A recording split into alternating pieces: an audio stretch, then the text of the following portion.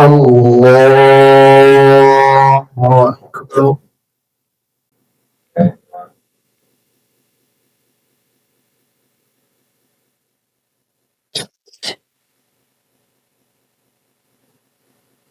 الله أكبر.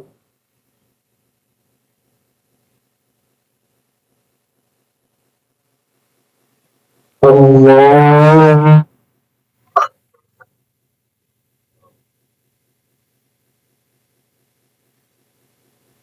الله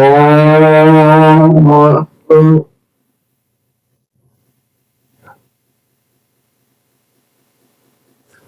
الله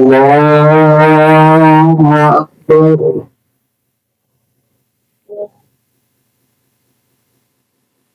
الله أكبر.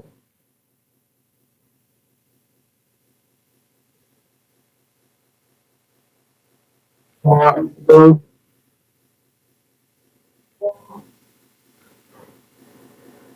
الله أكبر.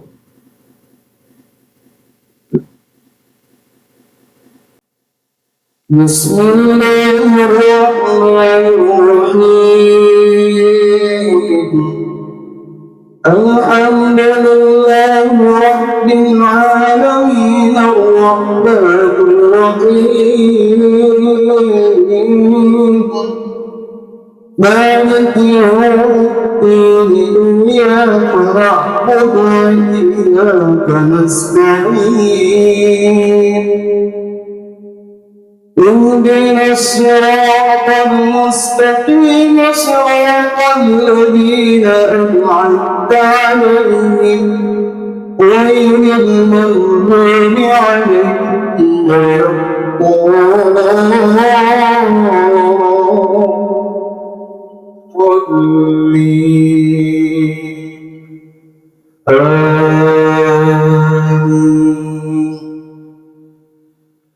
من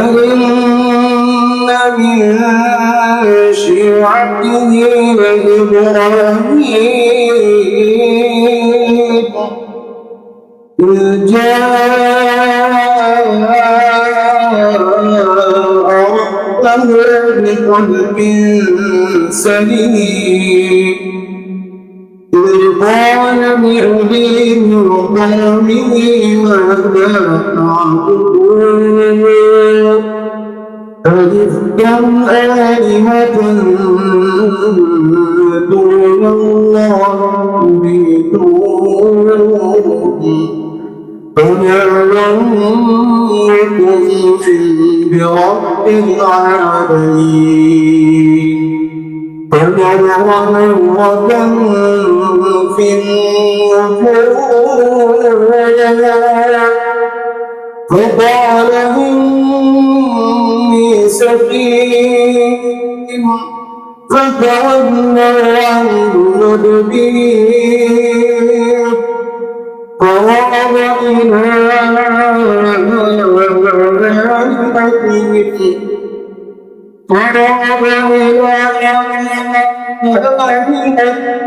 فقال ألا تأكلون ما لكم لا تنطقون فراغ عليهم ضربا باليمين فاعتدلوا وإليه يزفون.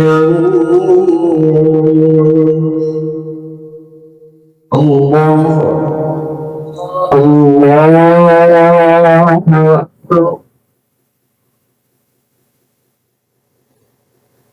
الله أكبر. الله أكبر.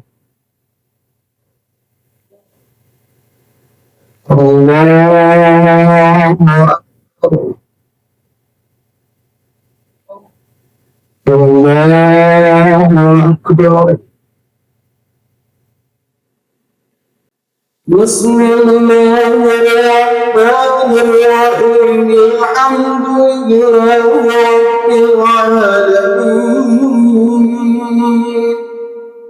الرحمن الرحيم مالك يوم الدين إياك نعبد وإياك نستعين اهدنا الصراط المستقيم صراط الذين أنعمت عليهم غير المغضوب عليهم ولا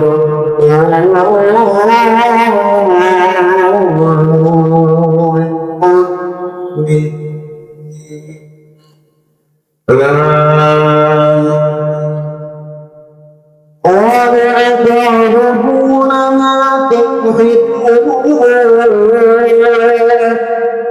والله خلقكم وما تعملون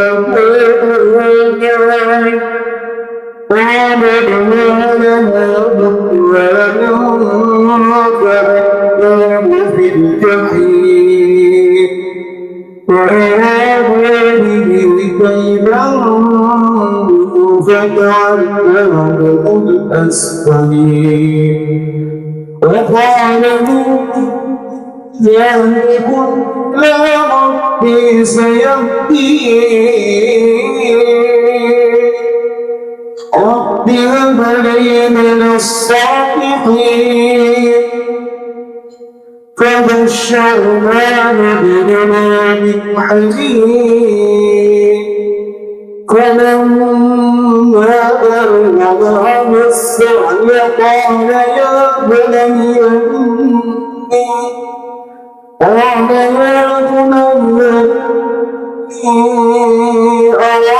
المنام أني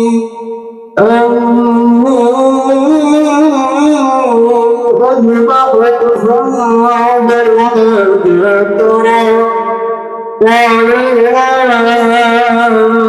أبدت كلا تؤمر ستجدني إن شاء الله ستجدني إن شاء الله من الصابرين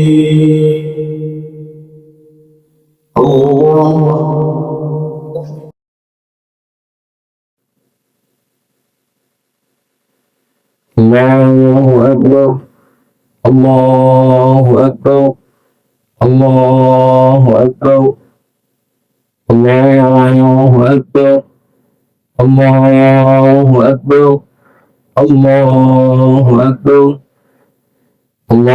الله أكبر الله أكبر الله أكبر الله أكبر كبيرا والحمد لله كثيرا وسبحان الله بكرة وأصيلا لا إله إلا الله وحده صدق وعده ونصر عبده وأعز جنده وهزم الأحزاب وحده لا إله إلا الله الله أكبر الله أكبر ولله الحمد إن الحمد لله نحمده ونستعينه ونستغفره ونستهدي به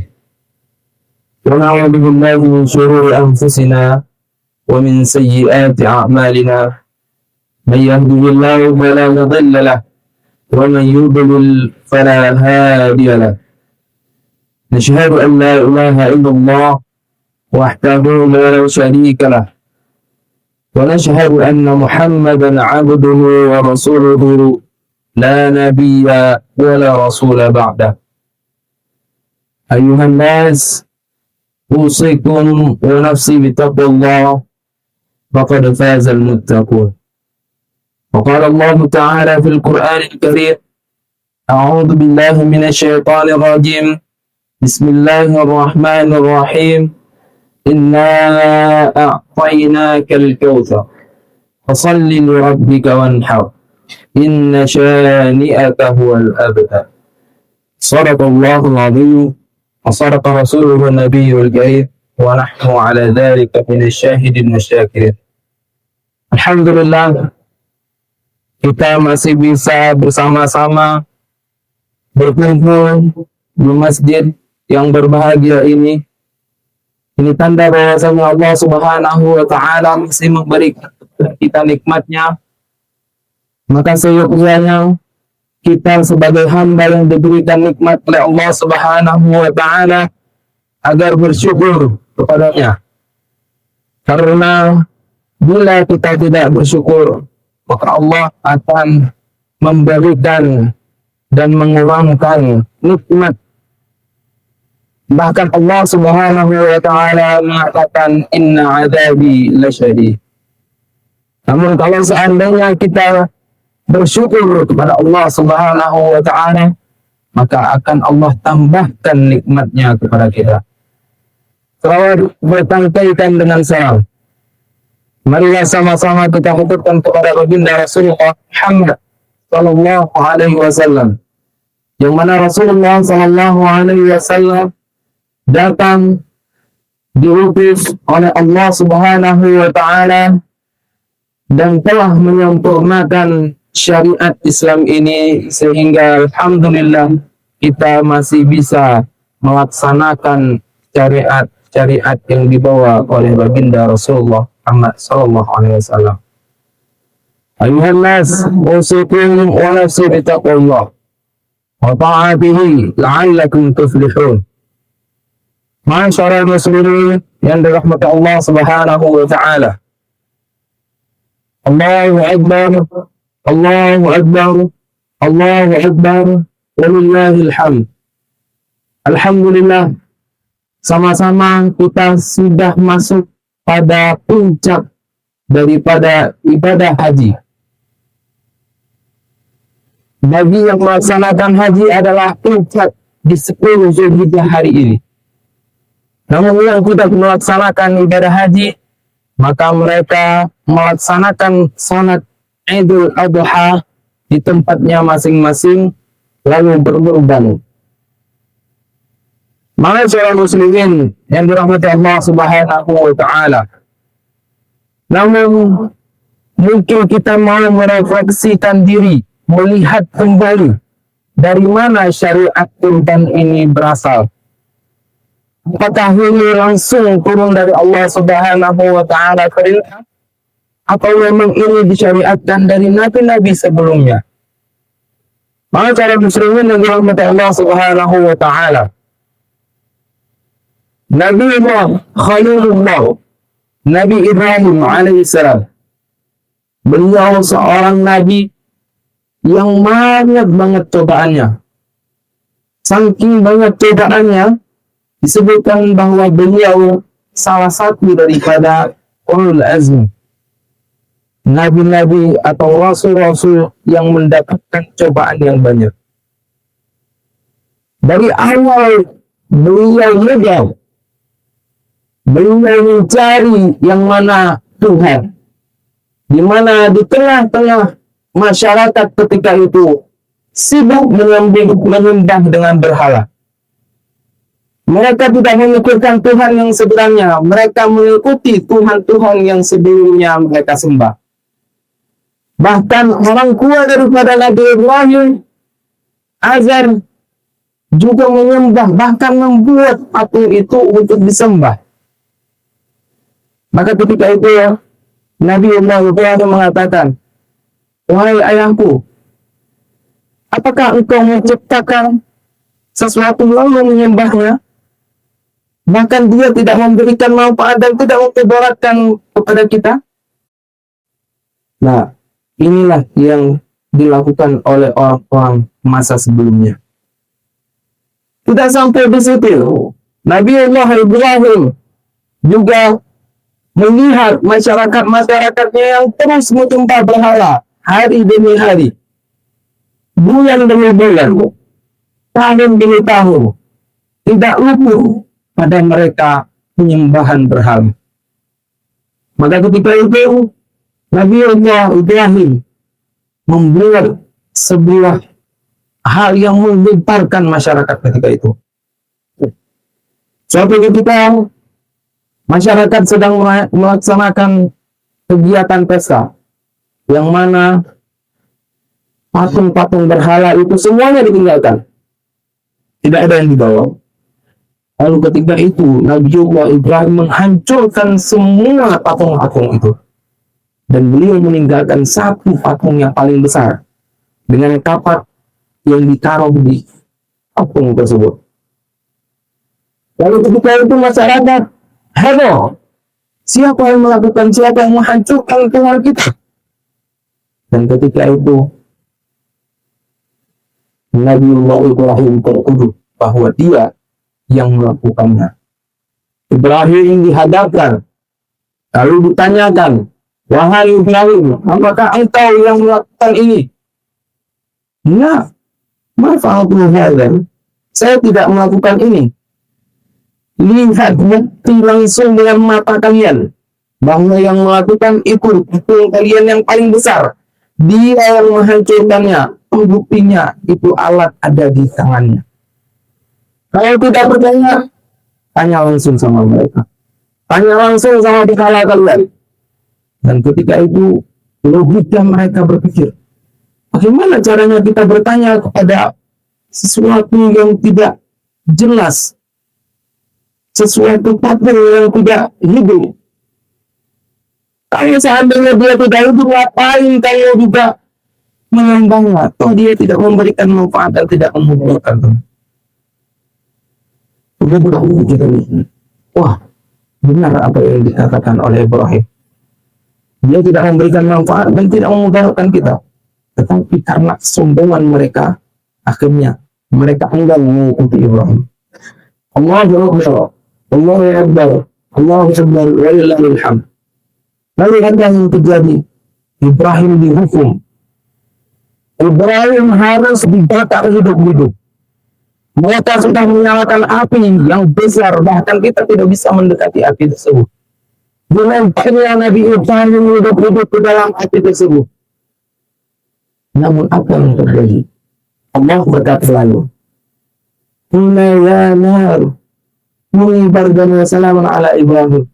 Api yang awalnya panas membara menjadi dingin, tidak melukai Nabi Ibrahim sama sekali.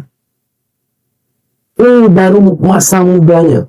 Bagaimana ketika muda Nabi Ibrahim dikasih cobaan. Bahwa cobaan itu bukan berarti Allah tidak suka.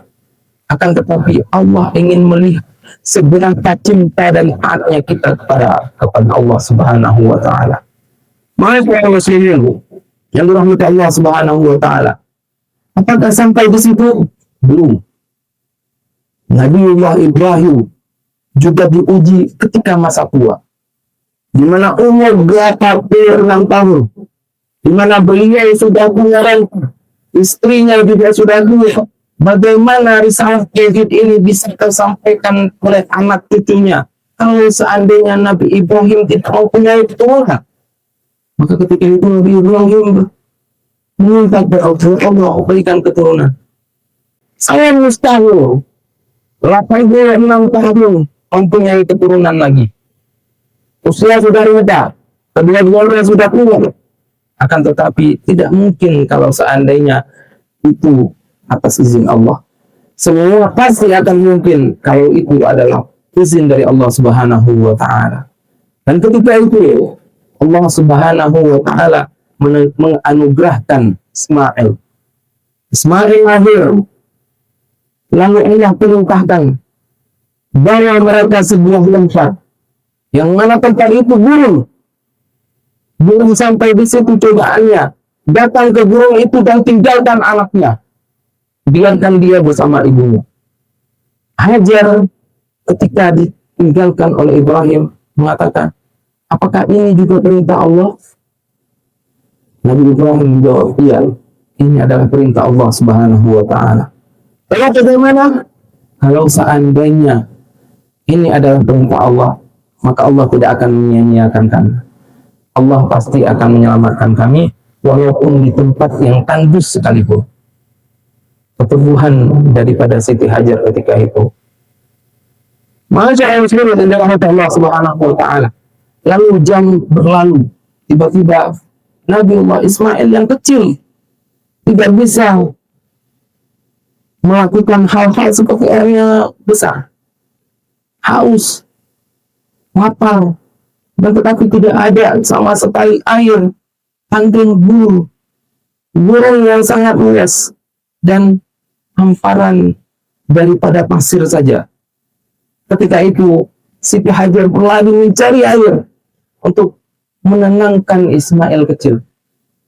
Ketika Ismail kecil itu menangis berlari-lari, lalu Hajar lari ke sana, ke sofa, balik lagi ke marmo, lari lagi, balik lagi sampai 7 putaran. Maka ketika Allah Subhanahu wa taala memberikan perintah kepada Jibril untuk mengeluarkan air di bawah kaki Ismail. Allahu Akbar. Terkadang rezeki capek kita cari kemana-mana, padahal dia berada di dekat kita. Lalu apa yang terjadi? Nabiullah Ismail diminumkan dengan air Zam-Zam, dan air itu sampai sekarang masih aktif dan masih kita pakai. Seluruh umat Islam yang pergi haji dan umrah bisa merasakan air Zam-Zam tersebut, air mukjizat yang diberikan awal pertama oleh Allah Subhanahu wa taala untuk Nabiullah Ismail. Dan rangkaian daripada lari kecil dari Safa ke Marwah itu menjadikan sebuah rukun daripada haji dan umrah. Maka cara muslimin yang dirahmati Allah Subhanahu wa taala, apakah sampai di situ cobaan Nabi Ibrahim? Tidak. Ternyata Nabi Ibrahim juga dicoba lagi, lebih besar lagi. Melihat kecintaan Nabi Ibrahim kepada anaknya Ismail, dan ketika itu Ismail sudah beranjak daripada remaja, maka ketika itu pula Allah Subhanahu wa taala memberikan mimpi kepada Nabi Ibrahim. Dan mimpi itu adalah mimpi di mana Nabi Ibrahim harus menyembelih anaknya tercinta, Nabi Ismail. Mimpinya bukan sekali. Mimpinya itu sampai 3 kali. Lalu setelah itu, apakah Nabi Ibrahim langsung melaksanakan itu? Tidak. Akan tetapi Nabi Ibrahim juga bertanya kepada anaknya Ismail, wahai anakku Ismail, Allah Subhanahu wa taala menyuruhku untuk menyembelihmu. Apa pendapatmu? Apa yang dikatakan oleh Nabi Ismail? Wahai ayahku, kalau ini adalah perintah Allah, maka laksanakanlah. Maka aku termasuk orang-orang yang sabar.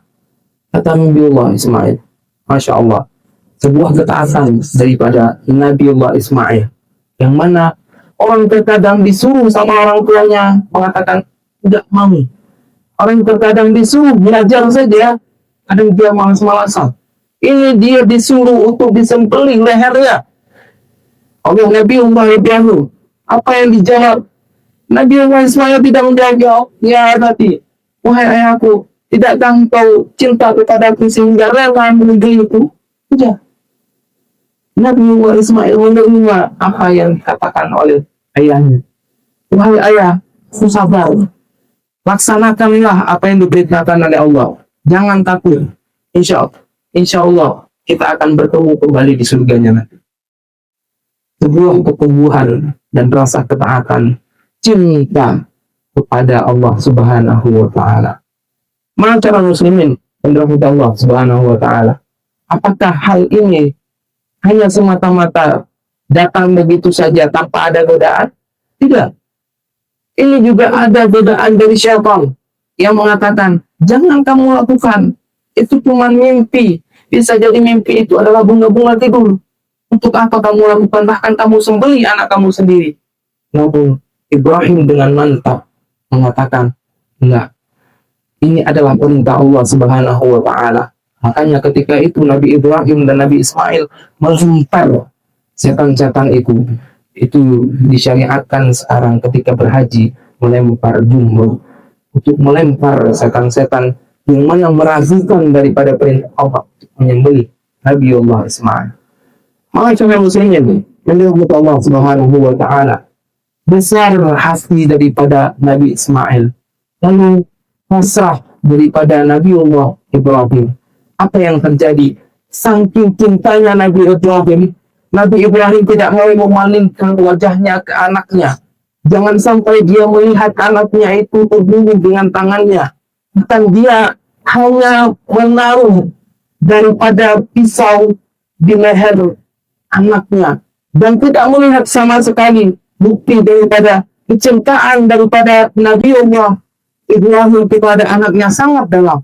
Namun kecintaan itu harus gugur dengan kecintaan yang lebih besar lagi, yaitu kecintaannya kepada Allah Subhanahu wa Ta'ala. Kecintaan kepada Allah Subhanahu wa Ta'ala harus lebih besar daripada kecintaan kita, daripada orang-orang, daripada orang tua, daripada orang kita cintai, bahkan daripada diri kita sendiri. Ini yang disyariatkan oleh baginda Nabi Allah Ibrahim. Lalu datang syariat kepada Nabi Allah Muhammad Sallallahu Alaihi Wasallam. Dan ketika itu Nabi Ibrahim menyembelih putra yang sangat dia cintai. Apa yang terjadi? Allah Subhanahu Wa Taala menerima semua pengorbanan daripada Nabi Allah Ibrahim. Dan yang terjadi adalah ketika Nabi Ibrahim itu memotong dengan meneteskan air mata, dan habislah daripada leher. Akan tetapi ketika beliau memalingkan, ternyata yang disembelih adalah seekor daripada kibas, seekor domba. Ternyata domba itu langsung berasal dari surga yang digantikan oleh malaikat untuk menyempurnakan ibadah daripada Nabi Allah Ibrahim.